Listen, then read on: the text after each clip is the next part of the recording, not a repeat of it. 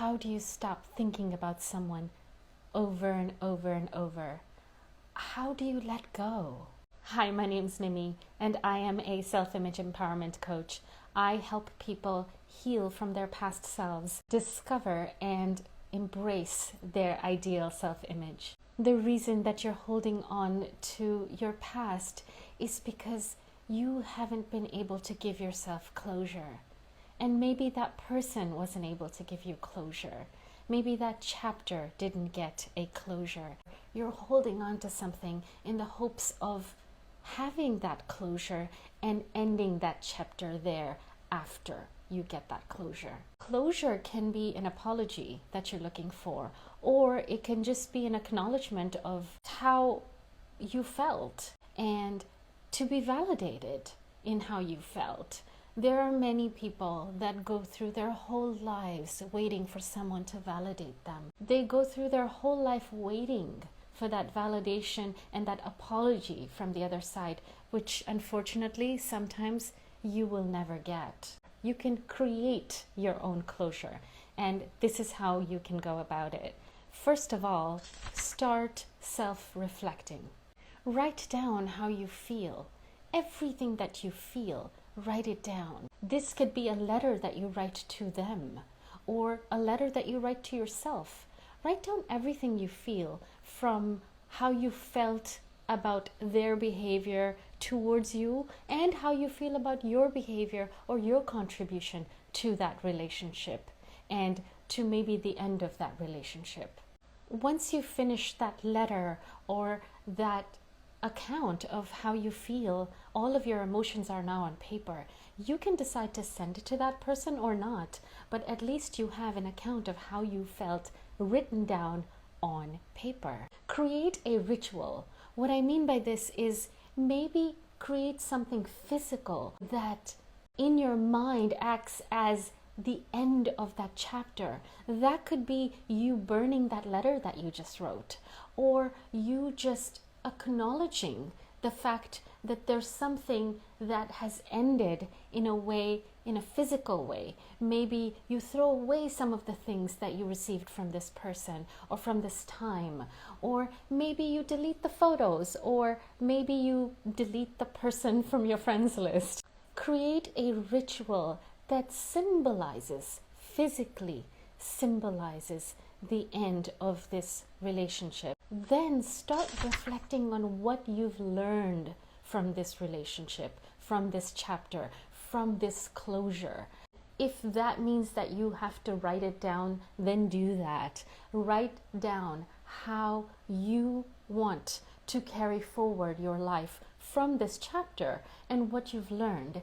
And don't forget to be objective about what your contribution was towards the end of this relationship, because sometimes what we do is we end up blaming the other person for how things ended up, but we forget to see our part that we played in the ending of a relationship.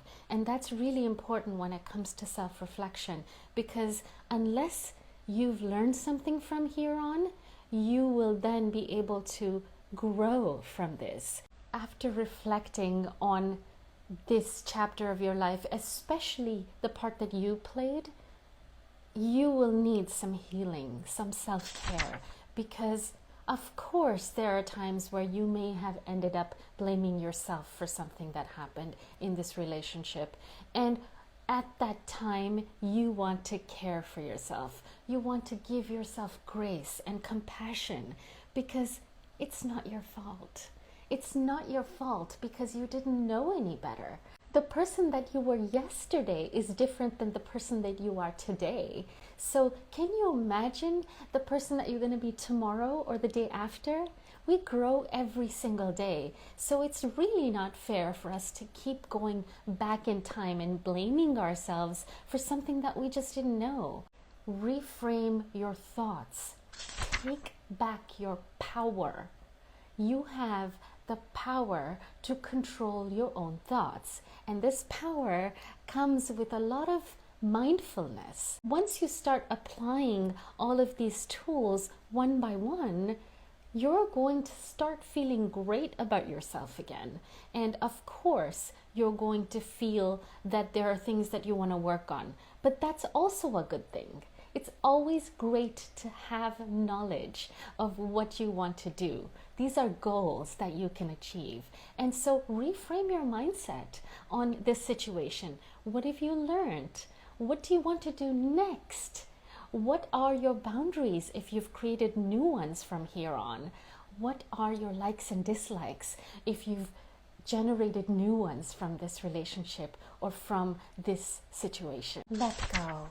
Let go of the anger that you feel, whether it's towards yourself or towards another person. When you hold on to resentment, it's like holding on to hot coals.